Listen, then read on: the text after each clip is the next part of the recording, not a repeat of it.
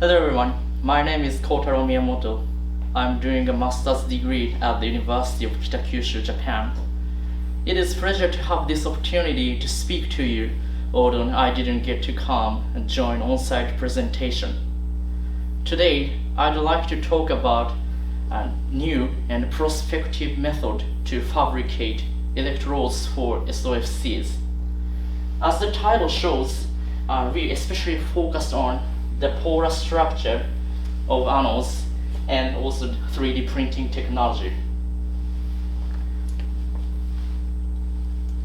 First, I'm going to be talking about background and the aim of this study.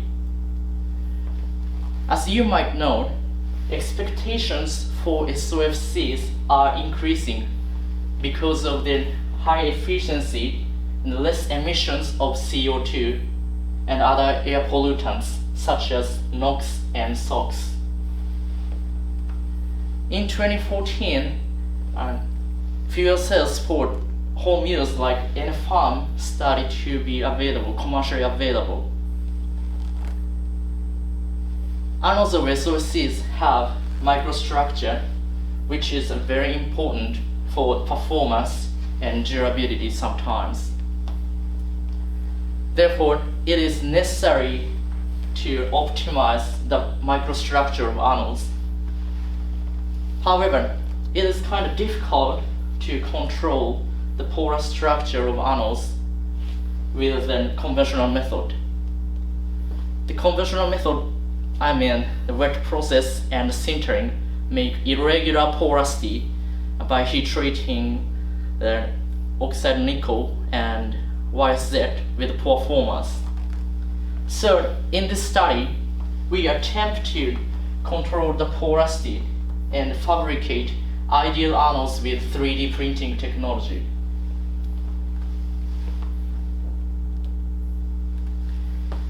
This is the 3D printer we built for this study. We also apply pinhole plates like this in this 3D printer to make some cylindrical objects. One of them has 16 pinholes with 200 micrometers diameter, and the other has 9 pinholes with 300 micrometers diameter. Fabrication method is quite simple. UV LED light that comes from this light source here, and pinholes divide and shape the light to irradiate the mix of electrode powder and photocurable resin here.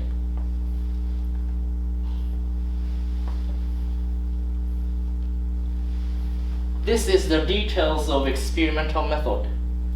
We basically apply stereolithography.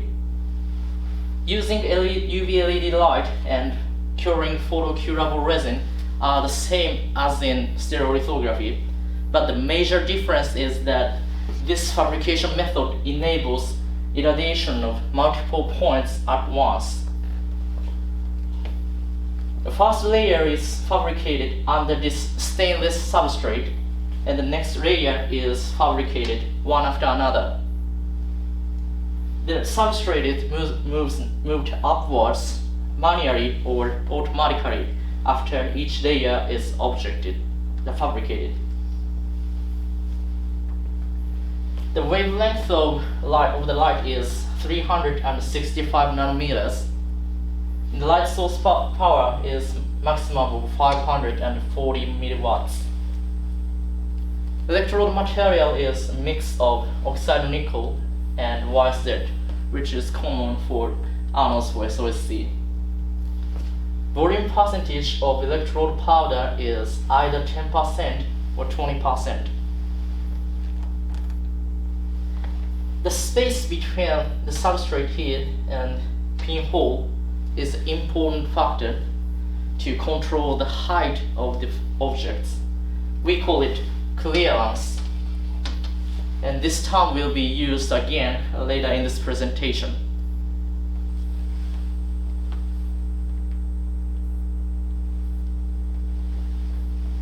First, we fabricated 9 cylindrical objects.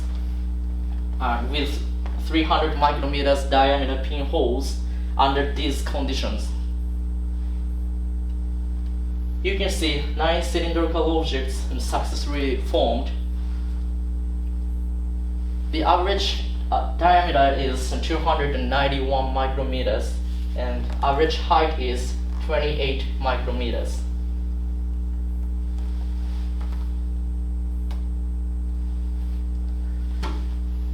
Next, we examined modeling accuracy by measuring more than 100 cylindrical objects.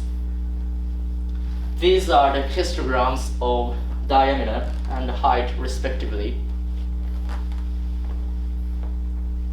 You can see normal distribution for both diameter and height.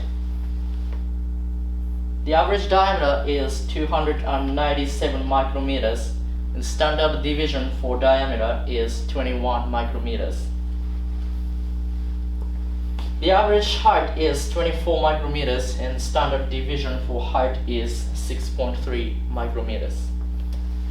From this experiment, we confirmed that the diameter and the height become smaller and shorter than pinhole and clearance.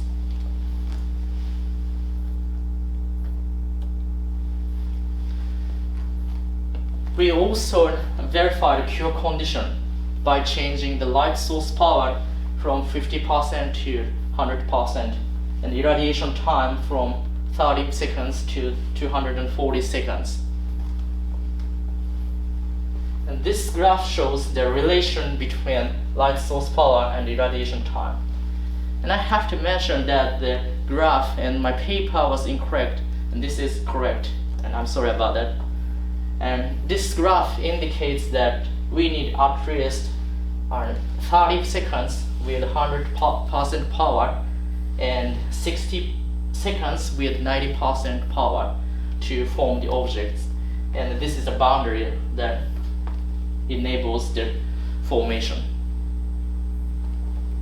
So even 240 seconds are not enough to form the objects with 50% and 60% source power.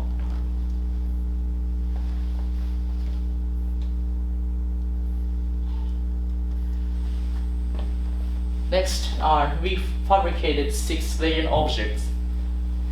In order to stack some layers, we introduced automatic control system which enable the production of multi-layer objects.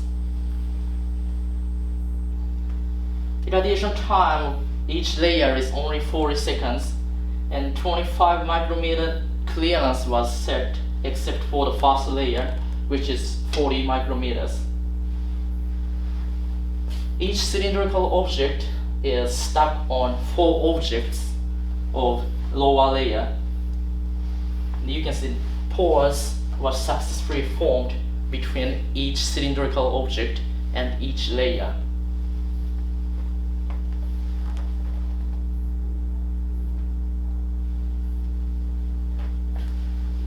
In addition, 10-layer objects were successfully formed. The average height of the mass, including 10 layers, is 231 micrometers. Now, let me show you a schematic diagram of formed objects. These yellow objects are the second top layer, and these blue ones are the top layer. So what you can see from this color image is only 2 layers. So there is 8 more layers under these layers.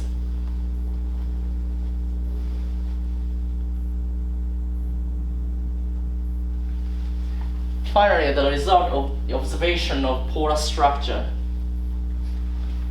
The dark part of this image is the void between each layer and each object, which is correspond to one of these areas of this illustration. And this void means that the formed objects have the polar structure, and the calculated porosity is 54%.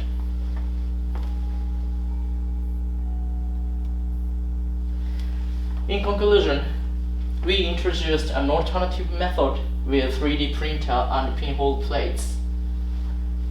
And cylindrical objects were successfully formed with this original 3D printer.